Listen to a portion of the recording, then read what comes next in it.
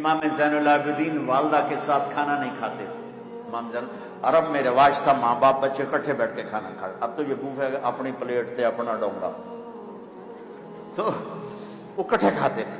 تو امام زین العابدین علیہ السلام وہ الگ کھاتے تھے. تو ایک دفعہ ان کے لوگوں نے پوچھا کہ آپ اپنی اماں کے ساتھ کھانا کیوں نہیں کھاتے ہیں؟ تو فرمایا مجھے ڈر لگتا ہے کہ میں کوئی ایسی بوٹی اٹھا لوں جو میری ماں کی نظر میں ہو اور میرا ہاتھ پہلے چلا جائے اور وہ میں کھا لوں اور میں اللہ کا مجرم بن جاؤں. میں اس لیے ماں کے ساتھ کھانا نہیں کھاتا.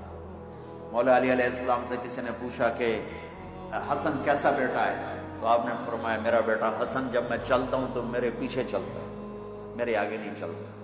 جب میں بیٹھتا ہوں تو پہلے میں بیٹھتا ہوں پھر وہ بیٹھتا ہے. جب میں کھانا کھاتا ہوں تو جب میں روٹی توڑتا ہوں تو ہاتھ ہٹا لیتا ہے. جب میں پلیٹ میں ہاتھ ڈالتا ہوں تو اپنا ہاتھ ہٹا لیتا ہے. میرے لقمہ توڑنے کے بعد لقمہ لیتا ہے.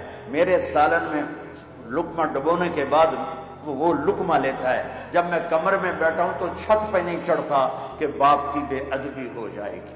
تو میرے اللہ نے کہا حسن حسین جنت کے نوجوانوں کے سردار اور ان کی ماں جنت کی عورتوں کی سردار.